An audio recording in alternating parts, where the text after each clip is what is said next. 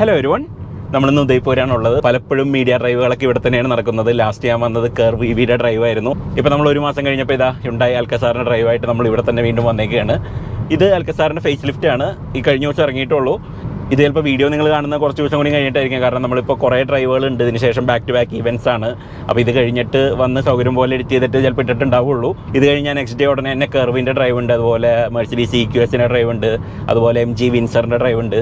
വിൻസറിൻ്റെ കാര്യം പറഞ്ഞപ്പോഴാണ് ഓർത്തത്. കാരണം വിൻസർ എന്ന് പറയുന്നത് ഒരു കാസിലിൻ്റെ പേരാണല്ലോ. വിൻസർ കാസിൽ എന്ന് പറഞ്ഞിട്ട് വളരെ ഫേമസ് ആണ്. അപ്പോൾ ആ പേരാണ് അവർ വൂളിംഗ് ക്ലൗഡ് എന്ന് പറയുന്ന വണ്ടിക്ക് ഇന്ത്യയിൽ റീബ്രാൻഡ് ചെയ്യാൻ വേണ്ടി ഉപയോഗിച്ചത്. അതേപോലെ തന്നെ ഹ്യുണ്ടായും അൽക്കസാർ എന്നുള്ള പേര് യൂസ് ചെയ്യുന്നത്. അൽക്കസാർ ശരിക്കും പറഞ്ഞാൽ മിഡീവൽ കാസിലുകളെ വിളിക്കുന്ന ഒരു പേരാണ് സ്പാനിഷ് ഭാഷയിൽ. അപ്പോൾ അതുകൊണ്ട് ആ ഒരു പേരാണ് ഹ്യുണ്ടായി എടുത്തത്. സോ കാസിലുകളാണ് ഇപ്പോൾ നമ്മൾ കുറച്ച് ദിവസമായിട്ട് നമ്മളിങ്ങനെ ഓടിക്കുന്നത് എന്ന് വേണമെങ്കിൽ പറയാം. പ്രീവിയസ് അൽക്കസാർ ലോഞ്ച് ചെയ്ത ആ ഒരു കോവിഡ് സമയത്തൊക്കെയാണ്. അപ്പോൾ അതുകൊണ്ട് ഉദ്ദേശിച്ച ഒരു അറ്റൻഷൻ അതിന് കിട്ടിയിട്ടില്ല. അൽക്കസാർ നിങ്ങൾക്കറിയാം, അതൊരു ക്രെറ്റ പ്ലസ് ആണ്. ഈ ഒരു ഫോമുല ശരിക്കും പറഞ്ഞാൽ ഇന്ത്യൻ മാനുഫാക്ചറേഴ്സ് എല്ലാവരും ഉപയോഗിക്കാറുണ്ട്. ഇപ്പോൾ നമ്മൾ നോക്കുകയാണെങ്കിൽ സിട്രോയൻ C3 എയർ ക്രോസ് എന്ന് പറയുന്നത് ശരിക്കും സാധാരണ C3 എടുത്ത് എക്സ്റ്റെൻഡ് ചെയ്ത് 2 ബാക്ക് സീറ്റ്സ് ആഡ് ചെയ്താണ്. അതുപോലെ തന്നെ സഫാരി ഒക്കെ ആണെങ്കിൽ ഹാരിയർ എടുത്തിട്ട് ബാക്കിൽ 2 എക്സ്ട്രാ സീറ്റ്സും കൂടി ഓഫർ ചെയ്യുന്നതാണ്. അതുപോലെ ജീപ്പിലൊക്കെ ആണെങ്കിലും കോമ്പസ് എടുത്തിട്ട് അവർ മെറിഡിയൻ ഉണ്ടാക്കി. ഇനിയിപ്പോൾ ഗ്രാൻഡ് വിറ്റാറയുടെയും ഇതുപോലെ തന്നെ ഒരു എക്സൽ വേർഷൻ വരുന്നുണ്ട്. ബാക്കിൽ എക്സ്ട്രാ സീറ്റ്സ് ആയിട്ട് 6 or 7 സീറ്റർ കോൺഫിഗറേഷനിൽ വരും. ശരിക്കും ഇന്ത്യയിൽ ആ ഒരു കോൺസെപ്റ്റ് വർക്ക് ചെയ്യും. കാരണം മാനുഫാക്ചർക്ക് അത്ര കോസ്റ്റ് ഒന്നുമില്ല. ഇപ്പോൾ ഒരു ക്രെറ്റ ഉണ്ടാക്കണമെന്നും വളരെ വലിയ ചിലവൊന്നും കൂടുതലില്ല ശരിക്കും അവർക്കൊരു അൽക്കസാറാക്കി മാറ്റാനായിട്ട്. പക്ഷെ എന്നാലും they can charge a premium. And Indian കസ്റ്റമേഴ്സിനും അത് ഇഷ്ടമാണ്. കാരണം നമുക്കൊക്കെ ഈ എക്സ്റ്റൻഡ് ഫാമിലീസിൽ നിന്നൊക്കെ ആരെങ്കിലും വിസിറ്റ് ചെയ്യുന്ന സമയത്തൊക്കെ യു ഗെറ്റ് ദാറ്റ് എക്സ്ട്രാ ഒരു 2 സീറ്റിൻ്റെ ഒരു അഡീഷണൽ സ്പേസ് നമുക്ക് കിട്ടും. കുട്ടികളായാലും ബാക്കിൽ ഇരുത്താൻ വല്ല ട്രിപ്പൊക്കെ പോകുമ്പോൾ അതൊരു കംഫർട്ട് ഉണ്ട്. അതല്ലെങ്കിൽ നമുക്ക് എക്സ്ട്രാ പ്രാക്ടിക്കാലിറ്റി വേണമെങ്കിൽ ആ സീറ്റ്സ് ഫ്ലിപ്പ് ചെയ്തിട്ട് കഴിഞ്ഞാൽ നല്ല ബൂട്ട് സ്പേസ് കിട്ടും. അപ്പോൾ അതുകൊണ്ട് പൊതുവെ ആൾക്കാർക്ക് ഇങ്ങനത്തെ ഒരു കോമ്പിനേഷൻ ഇഷ്ടമാണ്. പക്ഷേ സംഭവം അൽക്കസാർ അത്രയധികം അങ്ങോട്ട് വർക്ക് ചെയ്തില്ല. അതിനുള്ള കാരണം നമ്മൾ ആലോചിച്ച് കഴിഞ്ഞാൽ കുറച്ച് കൺഫ്യൂസിങ് ആണ്. കാരണം ക്രെറ്റ 1 ഹിറ്റാണ്. അതിനെ ബേസ് ചെയ്തിട്ട് കുറച്ചും കൂടി അഡീഷണൽ പ്രാക്ടിക്കാലിറ്റി ഒക്കെ കൊടുത്തിട്ട് അൽക്കസാർ എന്ന് പറഞ്ഞൊരു വണ്ടി കൊടുത്തപ്പോൾ അധികം ആർക്കും വേണ്ട. അതൊരു തരത്തിൽ ഈ പറഞ്ഞ പോലെ പലരുടെയും ആവശ്യത്തിന് അവർക്ക് ക്രെറ്റ മതിയായിരുന്നു. കാരണം ക്രെറ്റ ഇപ്പോൾ പുതിയ ഹോണ്ട സിറ്റി ആണ്. ടു ആൻ എക്സ്റ്റെൻറ്റ് അവർക്ക് നോക്കുകയാണെങ്കിൽ ആവശ്യത്തിന് ഒരാൾക്ക് വേണ്ട എല്ലാ റിക്വയർമെൻറ്റ്സും ഉണ്ട്. പണ്ട് ഹോണ്ടയുടെ അത്രയും ആൾക്കാർ ഇന്ന് പ്രിഫർ ചെയ്യുന്ന ഒരു ബ്രാൻഡാണ് ഇപ്പോൾ ഹ്യുണ്ടേ. ആൻഡ് 5 സീറ്റിനേലും കൂടുതൽ പ്രാക്ടിക്കാലിറ്റി ഒന്നും പല ഫാമിലി ബയേഴ്സിനും വേണ്ട. അപ്പോൾ അതുകൊണ്ടായിരിക്കാം ചിലപ്പോൾ അവർ ക്രെറ്റേനയിൽ ഇത്രയും കാശിന് കൂടുതൽ കൊടുത്തിട്ട് നമുക്ക് അൽക്കസാർ മേടിക്കേണ്ട എന്നൊരു തീരുമാനത്തിൽ വല്ലതും എത്തിയിട്ടുണ്ടാവുക. ഇൻട്രസ്റ്റിംഗ്ലി ഇവരുടെ സിസ്റ്റർ കൺസേൺ ആയിട്ടുള്ള കിയ മോട്ടോഴ്സ് ആ കാര്യത്തിൽ കുറച്ചുകൂടി ക്ലെവറാണ്. പറയുമ്പോൾ അവരും ഇത് തന്നെയാണ് ചെയ്തത്. അവരുടെ ക്രെറ്റയുടെ ഇക്വലൻ്റ് ആയിട്ടുള്ള സെൽറ്റോസ് എടുത്തിട്ട് അവർ കുറച്ചും കൂടി നീട്ടിയിട്ട് അതിന് 2 എക്സ്ട്രാ സീറ്റ്സ് കൊടുത്തു, ഒരു 7 സീറ്റർ ആക്കി മാറ്റി. പക്ഷേ ഇവരത് SUV ആക്കി കുറേ കൂടി എക്സ്പെൻസീവ് ആക്കിയപ്പോൾ അവരത് MPV ആക്കിയിട്ട് കുറേ കൂടിയും ചീപ്പർ ആക്കി. And that made A world of difference. ഇതിന് 18 ഇഞ്ച് വീൽ കൊടുത്തപ്പോൾ അതിന് 16 ഇഞ്ച് വീൽസേ ഉള്ളൂ. അപ്പോൾ വീൽ സൈസ് ഒക്കെ ചെറുതാണ്. അതുകൊണ്ട് തന്നെ അതിൻ്റെ ഉള്ളിലും സ്പേസ് ഉണ്ട്. ഇപ്പോൾ നമ്മൾ വീലാർച്ചൊക്കെ നോക്കുകയാണെങ്കിലും ഉള്ളിലോട്ട് അധികം ഇൻട്രൂഷൻ ഇല്ല. നമുക്ക് ഉള്ളിൽ കുറേ കൂടി സ്പേസ് കിട്ടുന്നുണ്ട്. അതുപോലെ തന്നെ തേർഡ് റോ അവർ കുറേ കൂടിയും പ്രാക്ടിക്കലായിട്ടാണ് ഉണ്ടാക്കിയാണ്. അവർ കുറേ കൂടിയും ടോളർ റൂഫ് ലൈൻ കൊടുത്തു. ഇത്രയും ഫീച്ചേഴ്സ് ഒന്നും ഇല്ല. പക്ഷെ എന്നാലും അതൊരു XL6ൻ്റെ കോമ്പറ്റീറ്റർ എന്നുള്ള രീതിയിൽ ആ സെഗ്മെൻറ്റിൽ ആ പ്രൈസിൽ നമ്മൾ ആലോചിക്കുമ്പോൾ അത് കുറേ കൂടിയും ബെറ്റർ തോട്ട് ഔട്ട് ആണ്. ആൻഡ് ആ ഒരു കാര്യത്തിൽ കിയ വളരെ ക്ലെവർ ആയിരുന്നു. സംഭവം ആ വണ്ടിയുടെ ഷോർട്ട് കമ്മിങ്സ് മനസ്സിലാക്കിയിട്ടാവണം ഹ്യുണ്ടേ ഈ വണ്ടി കുറച്ചും കൂടി ഒന്ന് ബെറ്റർ ആക്കിയിട്ടുണ്ട്. ഇതിപ്പോൾ ക്രെറ്റയ്ക്ക് അപ്ഡേറ്റ് വന്ന പോയിന്റിൽ തന്നെ നമുക്കറിയാം അൽക്കസാറിനും അതേപോലത്തെ ഒരു അപ്ഡേറ്റ് വരും എന്നുള്ളത്. And now we have that car. എക്സ്റ്റീരിയറിലുള്ള വ്യത്യാസങ്ങൾ നമുക്ക് ആദ്യം പറയാം. നമുക്ക് പുതിയൊരു ഫ്രണ്ട് എൻഡ് ഡിസൈൻ നമുക്ക് കിട്ടിയിട്ടുണ്ട്. ഫ്രണ്ട് ബമ്പർ നമ്മൾ ക്രെറ്റയിൽ നിന്ന് കണ്ടതിന് വളരെ ഡിഫറെൻ്റ് ആണ്. ക്രെറ്റയിൽ കുറച്ചും കൂടി ഒരു ബ്ലോക്ക് ഷേപ്ഡ് ആയിട്ടുള്ള ബോക്സി ഒരു സ്റ്റൈലിംഗ് ആണെങ്കിൽ ഇത് കുറച്ചും കൂടിയും ക്രെറ്റ N-ലൈനായിട്ട് സിമിലർ ആണ്. ബമ്പർ ഓൾമോസ്റ്റ് N-ലൈനിൽ നിന്ന് തന്നെ നേരെ എടുത്തതാണ്. പക്ഷേ അതിൽ ആ ഗ്രില്ലിലത്തെ 40 എലമെൻറ്റിന് പകരം ഇത് കുറച്ചും കൂടിയും ഒരു ലക്ഷറി എലമെൻറ്റ് കയറ്റിയിട്ടുള്ള പോലത്തെ ഒരു ഗ്രില്ലാണ്. എനിക്ക് ശരിക്കും ക്രെറ്റയുടെ ഫ്രണ്ട് എൻഡ് ആയിരിക്കും ഇതിൽ കുറച്ചും കൂടി വർക്ക് ചെയ്യാമെന്നൊരു തോന്നലുണ്ട്. കാരണം അതിന് ആ ഒരു ബോക്സി സ്റ്റൈലിങ്ങും അത് പുൾ ഓഫ് ചെയ്യാനുള്ള വണ്ടിക്കുള്ള ഓവറോൾ സൈസും ഒക്കെ ഉണ്ട്. സ്പീക്കിംഗ് ഓഫ് സൈസ്, വണ്ടിയുടെ ഡയമെൻഷൻസ് കുറച്ച് മാറിയിട്ടുണ്ട്. നമുക്കിപ്പോൾ ഒരു 60 mm ലെങ്ത്ത് കൂടിയിട്ടുണ്ട്. അതുപോലെ തന്നെ 10 mm വിഡ്ത്ത് കൂടിയിട്ടുണ്ട്. അതുപോലെ തന്നെ ഒരു 35 mm ഹൈറ്റും കൂടിയിട്ടുണ്ട്. ഈ ഹൈറ്റ് കൂടിയേക്കുന്നത് ബേസിക്കലി ഇതിൻ്റെ റൂഫ് റെയിലിൻ്റെ ഷേപ്പ് മാറിയോണ്ടാണ്. പണ്ട് ഫ്ലഷ് ഫിറ്റിംഗ് ആയിട്ടുള്ള റൂഫ് റെയിൽസ് ആയിരുന്നു. ഇപ്പോൾ ഒരു ഫ്ലോട്ടിംഗ് ബ്രിഡ്ജ് പോലത്തെ ഒരു സ്റ്റൈലിലുള്ള ഒരു റൂഫ് റെയിൽസ് ആണ്. കുറച്ചും കൂടിയും ഓവറോൾ ഹൈറ്റ് എൻഹാൻസ് ചെയ്യുന്ന രീതിയിലാണ് അത് ഇരിക്കുന്നത്. കുറേ കൂടിയും പ്രാക്ടിക്കലാണ്. നമുക്കിപ്പോൾ എന്തെങ്കിലുമൊക്കെ വലിച്ച് കെട്ടണം എന്നുണ്ടെങ്കിലൊക്കെ നമുക്ക് യൂസ് ചെയ്യാവുന്ന പോലത്തെ റൂഫ് റെയിലാണ്. ഈ ക്രെറ്റേനെ അപേക്ഷിച്ച് അൽക്കസാറിൻ്റെ വീൽ ബേസിൽ നല്ല വ്യത്യാസമുണ്ട്. 150 mm വീൽ ബേസ് കൂടുതലുണ്ട്. അതുപോലെ ഓവറോൾ ലെങ്ത്തും ഒരു 20 cm മുകളിൽ കൂടുതലുണ്ട്. ആൻഡ് അത് ഈ സെഗ്മെൻറ്റ് വെച്ച് നോക്കുമ്പോൾ സബ്സ്റ്റാൻഷ്യൽ ആണെങ്കിലും ഇപ്പോൾ ഒരു XUV 700ൻ്റെ വലിപ്പം വേണ്ട, അല്ലെങ്കിൽ ഒരു സഫാരി കൊണ്ട് നടക്കുന്ന ആ ഒരു ബൾക്ക് വേണ്ട എന്നൊക്കെ വിചാരിക്കുന്ന ആൾക്കാർക്ക് സിറ്റിയിൽ ഓടിച്ചെടുക്കാൻ പറ്റുന്ന കുറച്ചും കൂടിയും ഫ്രണ്ട്ലി ആയിട്ടുള്ളൊരു സൈസാണ് ശരിക്കും ഈ അൽക്കസാറിൻ്റെ. ആൻഡ് ഈ ഒരു വണ്ടിയുടെ അപ്പീലും അത് തന്നെയാണ്. ഇപ്പോൾ ഒരു ക്രെറ്റയൊക്കെ മേടിക്കുന്ന ഒരു സെഗ്മെൻറ്റിലുള്ള ഒരാൾക്ക് ഒരു ഈസി ആയിട്ട് കൊണ്ടുനടക്കാവുന്ന പാർക്ക് ചെയ്യാനൊക്കെ എളുപ്പമുള്ളൊരു സിറ്റി കാറാണ് വേണ്ടതെന്നുണ്ടെങ്കിൽ ഈ ഒരു സ്റ്റൈലിംഗ്, ഈ ഒരു ടൈപ്പ് വണ്ടികൾ വേണമെങ്കിൽ വർക്ക് ചെയ്യും. സ്റ്റൈലിംഗ് ഒക്കെ അത്യാവശ്യം ക്ലാസ്സിയാണ്. ഈ ഫ്രണ്ട് എൻഡ് ഡിസൈൻ ഇപ്പോൾ നമ്മൾ എക്സ്റ്ററിലൊക്കെ കണ്ട പോലെ ഒരു H ഷേപ്ഡ് ആയിട്ടുള്ള DRLs ഒക്കെ വന്നിട്ടുണ്ട്. അതുപോലെ തന്നെ ഹ്യുണ്ടായി ലോഗോയുടെ മുകളിലായിട്ട് ഒരു കണക്റ്റിംഗ് സ്ട്രിപ്പ് വന്നിട്ടുണ്ട്. ബമ്പർ ലെയർ ഡാമിൻ്റെ ചുറ്റും ഒരു സിൽവർ സറൗണ്ട് ഉണ്ട്.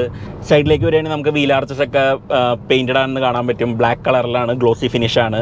അതുപോലെ അലോയ് വീൽസിൻ്റെ ഡിസൈൻ മാറിയിട്ടുണ്ട്. മുന്നേയും അൽക്കസാറിൽ 18 ഇഞ്ച് വീലാണ് കൊടുത്തിരുന്നത്. ഇപ്പോൾ വേറൊരു പാറ്റേണിലുള്ളൊരു 18 ഇഞ്ച് വീലുണ്ട്. I prefer the older design. പക്ഷേ സംഭവം കുറച്ചും കൂടി മോഡേൺ ആയിട്ടോ കുറച്ചും കൂടി ഷാർപ്പറായിട്ട് കുറച്ചും കൂടി തിന്നർ സ്പോക്സ് ഒക്കെ ആയിട്ടുള്ളൊരു ഡിസൈനാണ് ഇപ്പോൾ ഇതിൽ വന്നേക്കുന്നത്. ക്രെറ്റയിൽ നമ്മൾ കണ്ടിട്ടുള്ള ഒരു സിൽവർ കോൺട്രാസ്റ്റിംഗ് ബിറ്റ് ഇവിടെ പോയിട്ട് സി പില്ലറിൻ്റെ അവിടെ ജോയിൻ ചെയ്യുന്ന ആ ഒരു ബിറ്റ് ഇതിലും ഉണ്ട്. അൽക്കസാറിൽ അത് കോൺട്രാസ്റ്റിംഗ് കളർ കൊടുക്കാണ്ട് അതിനൊരു ഗ്ലോസി ബ്ലാക്ക് തന്നെ കൊടുത്തിട്ടുണ്ട്. മുന്നത്തെ അൽക്കസാറിലും അതുപോലെ തന്നെയായിരുന്നു. ബാക്കിലേക്ക് വരികയാണെങ്കിൽ നമുക്ക് മുന്നത്തെ അൽക്കസാറിൽ വളരെ ഡേറ്റഡ് ആയിട്ട് തോന്നിയിരുന്ന അതിൻ്റെ ടെയിൽ ലൈറ്റ്സ് ആയിരുന്നു. കാരണം നമ്മൾ ഇപ്പോഴത്തെ വണ്ടികളിലൊക്കെ കാണുന്ന പോലത്തെ LED അങ്ങനത്തെ സാധനങ്ങളൊന്നുമില്ല. കുറച്ചൊരു ലാസ്റ്റ് ജെൻ പോലെ തോന്നിയിരുന്ന ഒരു ടെയിൽ ലൈറ്റാണ് അതിന് കൊടുത്തിരുന്നത്. Now that has change. ആ ടെയിൽ ലൈറ്റിൻ്റെ ഓവറോൾ മെറ്റലിൽ വരുന്ന കട്ടൗട്ടൊക്കെ ഓൾമോസ്റ്റ് സെയിം ആണ്. പക്ഷേ എന്നാലും താഴേക്ക് ബമ്പറിലേക്ക് എക്സ്റ്റെൻഡ് ചെയ്യുന്ന പോലത്തെ ഒരു ബിറ്റ് വന്നിട്ടുണ്ട്. ഒരു കണക്റ്റിംഗ് സ്ട്രിപ്പ് വന്നിട്ടുണ്ട്. ടെയിൽ ലൈറ്റ്സും നമുക്ക് നോക്കിയാൽ കാണാൻ പറ്റും. അതിൻ്റെ LED സിഗ്നേച്ചറിനൊരു H അവർ ഇൻറ്റഗ്രേറ്റ് ചെയ്തിട്ടുണ്ട്. ബാക്ക് ബമ്പറും ഡിഫറൻ്റ് ആണ്. താഴെ ട്വിൻ എക്സോസ് ഉണ്ട്. മുന്നത്തെ അൽക്കസാറിലുള്ള പോലത്തെ സെയിം ആയിട്ടാണ് എനിക്ക് തോന്നിയത്. ഓവറോൾ സ്റ്റൈലിംഗ് അങ്ങനെ അത്ര സ്റ്റാൻഡ് ഔട്ട് ഡിസൈനൊന്നും അല്ല. പക്ഷേ എന്നാലും എല്ലാവർക്കും ഓക്കെ എന്ന് പറയുന്ന പോലത്തെ ഒരു ഡിസൈനാണ്. കണ്ടാൽ വലിയ ഒഫെൻസീവ് ആയിട്ടുള്ള ബിറ്റ്സും കാര്യങ്ങളൊന്നുമില്ല. പുതിയ കുറേ കളർ ഷെയ്ഡ്സ് വരുന്നുണ്ട്. നമ്മൾ ക്രെറ്റയിൽ കണ്ട പോലത്തെ ആ ഒരു ഡാർക്ക് ഗ്രീൻ പോലത്തെ ഒരു കളർ വരുന്നുണ്ട്. അതിന് തന്നെ മാറ്റ് ഫിനിഷും കൊടുക്കുന്നുണ്ട്. അതുപോലെ തന്നെ ഒരു മാറ്റ് ഗ്രേയും ഓഫർ ചെയ്യുന്നുണ്ട്. പുതിയതായിട്ട് ഈ 2 കളേഴ്സാണ് വന്നേക്കുന്നത്. ഉള്ളിലോട്ട് വരികയാണെങ്കിൽ നമുക്ക് ക്രെറ്റ ഫേസ് ലിഫ്റ്റിൽ കണ്ട പോലത്തെ ആ സെയിം ഡാഷ്ബോർഡൊക്കെ നമുക്ക് കിട്ടിയിട്ടുണ്ട്. കുറച്ചും കൂടി ഡിഫറൻറ്റ് ഫിനിഷാണ്. ഇതിനൊരു ബ്രൗൺ കളറാണ് നമുക്ക് ഇവിടെ ഡാഷ്ബോർഡിലൊക്കെ കൊടുത്തേക്കുന്നത്. സീറ്റ്സായിട്ട് മാച്ച് ചെയ്ത് പോകുന്ന പോലത്തെ ഒരു കളറാണ്. മുന്നത്തെ വേർഷനിൽ ഉണ്ടായിരുന്ന പോലെ തന്നെ സീറ്റ്സ് ഒക്കെ ബ്രൗൺ കളറാണ്. പക്ഷേ അതിൻ്റെ അപ്ഹോൾസ്റ്ററിയുടെ ഡിസൈനൊക്കെ കുറച്ചും കൂടി മാറിയിട്ടുണ്ട്. മുന്നേ ഈ ബിറ്റൊക്കെ ബ്ലാക്ക് ആയിരുന്നത് ഇപ്പോൾ കുറച്ചും കൂടി വേറൊരു പാറ്റേണിലേക്കായി. സീറ്റിൻ്റെ സ്റ്റിച്ചിങ് ഒക്കെ കുറച്ചും കൂടി ഡിഫറൻ്റ് ആയിട്ടുണ്ട്. ഓവറോൾ കംഫർട്ട് എൻഹാൻസ് ചെയ്യാൻ വേണ്ടി കുറേയധികം ഫീച്ചേഴ്സ് കൊടുത്തിട്ടുണ്ട്. ഈ സീറ്റ്സ് ഒക്കെ 8 വേ പവേർഡ് ആണ്. അതിനിപ്പോൾ മെമ്മറി ഫംഗ്ഷൻ വന്നിട്ടുണ്ട് ഡോർമൽ. സീറ്റ്സ് അത്യാവശ്യം നല്ല വൈഡാണ്. നമുക്ക് ഒരുവിധം സപ്പോർട്ടീവ് ഒക്കെയാണ്. നമുക്ക് ഇരിക്കുമ്പോഴൊക്കെ കൊള്ളാം. നമുക്ക് ഈ ഡാഷ്ബോർഡ് ഇപ്പോൾ വളരെ ഫെമിലിയർ ആണ്. കാരണം നമ്മൾ ക്രെറ്റയിലും അതുപോലെ തന്നെ കിയയുടെ പ്രോഡക്ട്സിലൊക്കെ നമ്മൾ കണ്ട പോലത്തെ ആ ട്വിൻ 10.25 ഇഞ്ച് സ്ക്രീനുകളാണ്. നമ്മൾ മുന്നേ അൽക്കസാറിലാണ് നമ്മൾ ഡ്രൈവർക്ക് ഒരു നല്ലൊരു LCD ഡിസ്പ്ലേ ആദ്യമായിട്ട് കൊടുക്കുന്നത് നമ്മൾ കണ്ടത്. ഇപ്പോൾ അതിൻ്റെ അടുത്ത ലെവലിലോട്ട് ഈ വണ്ടിയിൽ കൊണ്ടുപോയി എന്ന് പറയാം. ഇവിടെ താഴേക്ക് വരികയാണെങ്കിൽ നമുക്ക് ഇവിടെ പുതിയൊരു സെൻട്രൽ കൺസോൾ വന്നു. അതിൻ്റെ താഴെ ഒരു വയർലെസ് ചാർജർ കൊടുത്തിട്ടുണ്ട്. ഇവിടെ 2 കപ്പ് ഹോൾഡേഴ്സ് ഉണ്ട്. ഇതിൻ്റെ ഇടയിൽ ഒരു സ്റ്റോറേജ് ഉണ്ട്. ഈ സ്ക്രീനിൻ്റെ ഒക്കെ ക്ലാരിറ്റി ഒക്കെ വളരെ നല്ലതാണ്. നമുക്ക് അതിൻ്റെ ടച്ച് റെസ്പോൺസ് ഒക്കെ വളരെ ഫ്രണ്ട്ലി ആയിട്ട് നമുക്ക് തോന്നും. നമ്മൾ ക്രെറ്റയിൽ പറഞ്ഞ പോലെ നമുക്ക് ഒരു ചോയ്സ് ഉണ്ടായി തരുന്നുണ്ട്. നമുക്ക് വേണമെങ്കിൽ AC-യുടെയും ഓഡിയോയുടെയൊക്കെ കൺട്രോൾസ് ഇതിൻ്റെ അകത്തുണ്ട്. അതുകൂടാതെ നമുക്ക് അതിനൊക്കെ ഫിസിക്കൽ ബട്ടൺസ് ഉണ്ട്. അപ്പോൾ നമുക്ക് വേണമെങ്കിൽ താഴെ ഇവിടെ നിന്നും ഈ ഒരു കൺസോളിൽ നിന്ന് നമുക്ക് വേണമെങ്കിൽ അത് ചേഞ്ച് ചെയ്യാം. ഡ്യുവൽ സോൺ AC ആണ് വരുന്നത്. ഈ ഗിയർ സെലക്ടറിനും സ്റ്റിയറിങ്ങിനും ഒക്കെ ഒരു പെർഫറേറ്റഡ് ലെതർ പോലത്തെ ഒരു ഫിനിഷ് ഇവിടെ കൊടുത്തിട്ടുണ്ട്, വിച്ച് ലുക്സ് നൈസ്. ഏറ്റവും വലിയ വ്യത്യാസം ഇതിൻ്റെ ബാക്ക് സീറ്റിലാണ്. ബാക്ക് സീറ്റ് ക്യാപ്റ്റൻ സീറ്റ് തന്നെയായിരുന്നു മുന്നേ. പക്ഷേ ആ ക്യാപ്റ്റൻ സീറ്റിന് ഇപ്പോൾ കുറേ കൂടി അഡീഷണൽ ഫംഗ്ഷനാലിറ്റി കൊടുത്തിട്ടുണ്ട്. നമുക്ക് സീറ്റിന് വെന്റിലേഷൻ വന്നിട്ടുണ്ട്. അതുപോലെ തന്നെ സീറ്റ് ബേസിൻ്റെ ഈ ഒരു ഫ്രണ്ടിലത്തെ പാർട്ട് നമുക്ക് എക്സ്റ്റെൻഡ് ചെയ്യാൻ പറ്റും, കൂടുതൽ അണ്ടത്തായി സപ്പോർട്ട് വേണമെന്നുണ്ടെങ്കിൽ. അതുപോലെ തന്നെ നമ്മൾ സീറ്റിൻ്റെ ഹെഡ് റെസ്റ്റ് നോക്കുകയാണെങ്കിലും അത് കുറച്ചും കൂടി ഒരു വിങ്ഡ് ആയിട്ട് സൈഡിലോട്ട് ഇങ്ങനെ സപ്പോർട്ട് ചെയ്യുന്ന രീതിയിൽ വന്നിട്ടുണ്ട്. അപ്പോൾ അതുകൊണ്ട് നമ്മളിപ്പോൾ ബാക്ക് സീറ്റിലൊക്കെ ഇരുന്ന് ഉറങ്ങുകയാണെങ്കിലും നമുക്ക് കുറച്ചും കൂടിയും കംഫർട്ടബിൾ ആയിട്ട് തല ഇങ്ങനെ സ്റ്റേബിളായിട്ട് ഹോൾഡ് ചെയ്യാൻ അതിന് പറ്റും. പക്ഷേ എന്നാലും മുന്നത്തെ അൽക്കസാറിലും ഇപ്പോൾ ക്രെറ്റയിലൊക്കെ കാണുന്ന പോലത്തെ ആ ഒരു പില്ലോസിൻ്റെ ഒരു കംഫർട്ട് ഇത് കൊടുക്കുന്നുണ്ടോ എന്ന് ചോദിച്ചാൽ എനിക്കിപ്പോഴും അത്രയ്ക്ക് അങ്ങോട്ട് തോന്നുന്നില്ല. ഈ സീറ്റിന് എക്സ്ട്രാ ലെഗ് റൂം കിട്ടാൻ വേണ്ടിയിട്ട് ഫ്രണ്ടിലത്തെ 2 സീറ്റിൻ്റെയും സീറ്റ് ബാക്സ് കുറച്ചൊന്ന് സ്കൂപ്പ് ഔട്ട് ചെയ്തിട്ടുണ്ട്.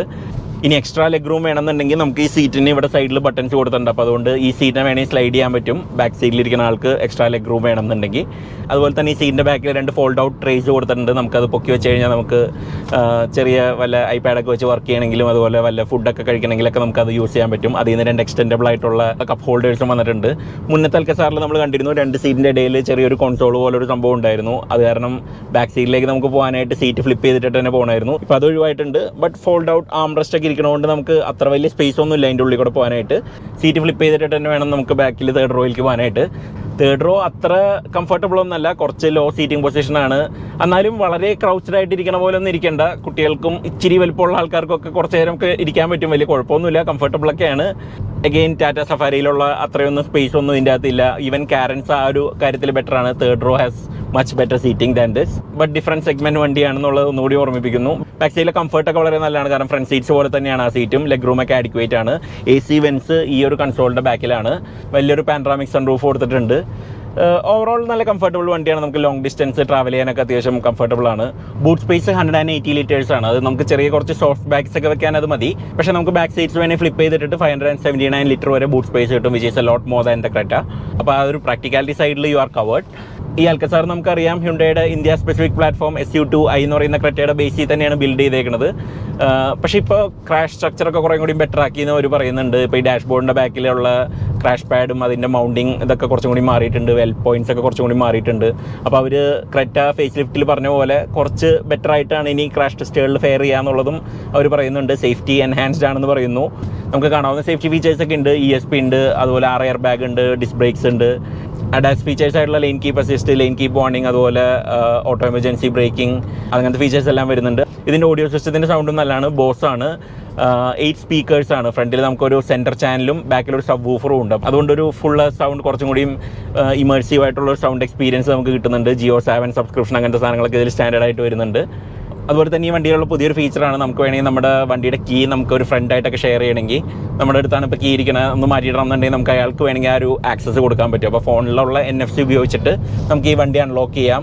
അതുപോലെ തന്നെ അത് വയർലെസ് ചാർജറിൽ കൊണ്ടുവച്ച് കഴിഞ്ഞാൽ നമുക്കത് വണ്ടി സ്റ്റാർട്ട് ചെയ്യാനും പറ്റും.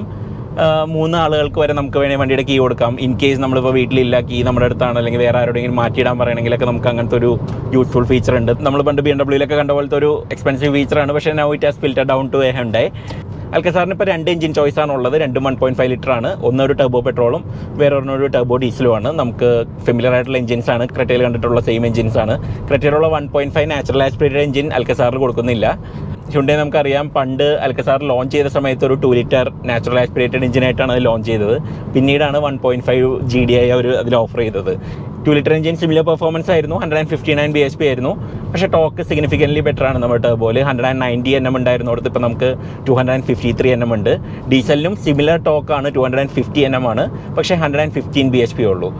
ആൻഡ് ഐ തിങ്ക് ഇന്നിപ്പോൾ എല്ലാവരും പെട്രോൾ എഞ്ചിനുകളിലേക്ക് പോകുന്നത് കൊണ്ട് this should be the ideal choice. നമ്മളിപ്പോൾ ഓടിക്കുന്ന വണ്ടി ടർബോ പെട്രോളാണ് വിത്ത് ദ 7 സ്പീഡ് DCT. ഇത് നമ്മൾ മുന്നത്തെ പല വീഡിയോകളിലും പറഞ്ഞിട്ടുണ്ട്, ഇതൊരു ഓൾറൗണ്ടറാണ് എഞ്ചിൻ. പറയുമ്പോൾ നമുക്ക് റിഫൈൻമെൻറ്റ് ഉണ്ട്, പെർഫോമൻസ് ഉണ്ട്, തെറ്റില്ലാത്ത ഫ്യൂൽ എഫിഷ്യൻസി ഉണ്ട്. നമ്മൾ ഈ എഞ്ചിൻ ഇമീഡിയറ്റ് ആയിട്ട് കമ്പയർ ചെയ്യുന്ന Volkswagen 1.5 TSI ആയിട്ടാണ്. ആ എഞ്ചിന് ഇതിനേലും 10 bhp കുറവാണ്. പക്ഷേ എന്നാലും in terms of technology I think that is still superior. പക്ഷേ എന്നാലും in terms of reliability, in terms of how easy is it to live with, I think this is still a better engine, അല്ലെങ്കിൽ on par ആണ്. And ആ എഞ്ചിൻ്റെ പോലെ തന്നെ ഇതിലും dual clutch ഓട്ടോമാറ്റിക്കാണ് വരുന്നത്.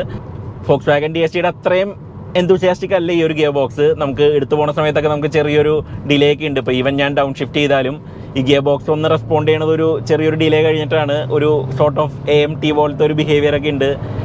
But it pulls. നമ്മളിവിടുന്ന് ആക്സിലേറ്റ് ചെയ്യണ പോയിന്റിൽ നിന്ന് picks up speed really well, goes really fast. നമുക്ക് ഇതിലും കൂടുതൽ പെർഫോമൻസ് ഒന്നും നമുക്ക് വേണം തോന്നൂല. ഇനി അത് പോരാന്നുണ്ടെങ്കിൽ നമുക്ക് ഇവിടെ ഒരു സ്പോർട്ട് മോഡ് ഉണ്ട്. അത് ഇട്ട് കഴിഞ്ഞാൽ ഡയൽസ് ഒക്കെ റെഡ് കളർ ആവും, കുറച്ചും കൂടി സ്പോർട്ടി ആവും, ഗിയേഴ്സ് കുറച്ചും കൂടി ഹോൾഡ് ചെയ്യും, ആൻഡ് ത്രോട്ടിൽ റെസ്പോൺസ് ഒക്കെ കുറച്ചും കൂടി ബെറ്റർ ആവും. So it feels even faster. എഞ്ചിൻ്റെ സൗണ്ടും കൊള്ളാം, ഒരു ചെറിയൊരു റാസ്പി നോട്ടൊക്കെ ഉണ്ട്, and it goes really fast. നമുക്ക് ഓരോ വണ്ടീനൊക്കെ ഓവർടേക്ക് ചെയ്യണമെങ്കിലൊക്കെ വളരെ ക്വിക്കായിട്ടൊക്കെ നമുക്ക് ഓവർടേക്ക് ചെയ്യാൻ പറ്റും. And it goes really fast. ഈ ഒരു പോയിന്റിൽ ഇപ്പോൾ നമുക്കൊന്ന് ബ്രേക്കിംഗ് കൂടി നോക്കാം. Brakes are really strong. ഇതിൻ്റെ ഹാൻഡ്ലിംഗ് പറയാനാണെങ്കിലും കുറച്ച് നമ്മൾ മറ്റേ ഹ്യുണ്ടൈകളിലൊക്കെ കണ്ട പോലെ ഒരു കംഫർട്ട് ഓറിയൻറ്റഡ് ആയിട്ടുള്ള ഒരു സസ്പെൻഷൻ സെറ്റപ്പാണ്. ഹൈവേ സ്ട്രേറ്റ് ലൈൻ സ്റ്റെബിലിറ്റി ഒന്നും കുഴപ്പമില്ല. പക്ഷേ എന്നാലും ഓഫ് സെൻറ്റർ ഒന്നും സ്റ്റിയറിങ്ങിനൊന്നും അത്ര വലിയൊരു ഫീലൊന്നുമില്ല. ഇപ്പോൾ കുറച്ചും കൂടിയും കഴിഞ്ഞ ജനറേഷനുകളൊക്കെ വെച്ച് നോക്കുമ്പോൾ കുറേ കൂടി ആക്യുറേറ്റ് ആയിട്ടുണ്ട്. പക്ഷേ എന്നാലും it's not a car that you enjoy driving fast ആണ്. പക്ഷേ എന്നാലൊരു ലെവൽ ഓഫ് ഡിസ്കണക്റ്റ് ഉണ്ട്. നമുക്ക് ആ ഒരു സ്പീഡിൽ ഓടിക്കുമ്പോഴും നമുക്ക് അത്ര വലിയൊരു എൻഗേജ്മെൻ്റ് ഒന്നുമില്ല. Comfort is okay. നമുക്ക് ഇപ്പോൾ ഹ്യുണ്ടൈയുടെ സസ്പെൻഷനൊക്കെ നല്ല ഒരു റൈഡ് ക്വാളിറ്റി ഒക്കെ നമ്മളിപ്പോഴത്തെ വണ്ടികളിൽ കാണുന്നുണ്ട്. ഈ ഒരു ടയർ സൈസിൻ്റേതായിട്ട്, അതായത് 18 ഇഞ്ച് വീലായതുകൊണ്ട് കുറച്ച് ലോ പ്രൊഫൈലാണ്. നമുക്കറിയാം മുന്നത്തെ അൽക്കസാറിലും 17 ഇഞ്ച് വീലുള്ള ലോവർ സ്പെക് വേർഷൻസിൻ്റെ റൈഡ് ടോപ്പ് എൻഡ് വേർഷനിലും കുറച്ചും കൂടി ബെറ്റർ ആയിരുന്നു എന്നുള്ളത്. So same applies here. Overall ഓടിക്കാനൊക്കെ വളരെ എളുപ്പമാണ്. നമുക്ക് നല്ല വിസിബിലിറ്റി ഒക്കെ ഉണ്ട്. നമുക്ക് 360 ഡിഗ്രി ക്യാമറയൊക്കെ ഉണ്ട്. So it's easier to park. And ഇതിന് ക്രെറ്റയിലൊക്കെ ഉള്ള പോലെ ട്രാക്ഷൻ മോഡ്സ് ഉണ്ട്. അപ്പോൾ അതായത് നമുക്കിപ്പോൾ വേണമെന്നുണ്ടെങ്കിൽ നമുക്ക് മഡ്, സ്നോ, സാൻഡ് എന്നൊക്കെ ഉള്ളിടത്തൊക്കെ ഒരു വണ്ടിയുടെ ത്രോട്ടിലൊക്കെ അത് അഡ്ജസ്റ്റ് ചെയ്തിട്ട് ആ പറഞ്ഞ സിറ്റുവേഷനിലൊക്കെ നമ്മൾ കുറച്ചൊന്ന് ഹെൽപ്പ് ചെയ്യണ പോലെ. ഫ്രണ്ട് വീൽ ഡ്രൈവ് ആണ്, അതുകൊണ്ട് തന്നെ അതൊരു ട്രാക്ഷൻ കൺട്രോളിൻ്റെ ഫംഗ്ഷനാണ്. എന്നാലും സ്റ്റിക്കി സിറ്റുവേഷനിലൊക്കെ നമ്മൾ ചെറുതായിട്ടൊന്ന് ഹെൽപ്പ് ചെയ്യുന്ന രീതിയിൽ അതും കൊടുത്തിട്ടുണ്ട്. അപ്പോൾ അതൊക്കെയാണ് പുതിയ അൽക്കസാറിൻ്റെ പ്രത്യേകതകൾ. നിങ്ങൾക്ക് ഈ വണ്ടിയുടെ സ്റ്റൈലിംഗ് ഇഷ്ടമായോ, അതുപോലെ തന്നെ ഈ ഫീച്ചേഴ്സ് അഡീഷനൊക്കെ വന്നപ്പോഴത്തേക്കും വണ്ടി കുറേ കൂടി ബെറ്റർ ആയോ, അതുപോലെ തന്നെ നിങ്ങൾ ഈ ഒരു വണ്ടി ഈ ഒരു സെഗ്മെൻറ്റിൽ കൺസിഡർ ചെയ്യുമോ എന്നുള്ള കാര്യങ്ങളൊക്കെ ഒന്ന് കമൻസിലൊന്ന് അറിയിക്കുക. നമുക്ക് മറ്റൊരു വീഡിയോ ആയിട്ട് വേറൊരു ദിവസം കാണാം. Thanks for watching.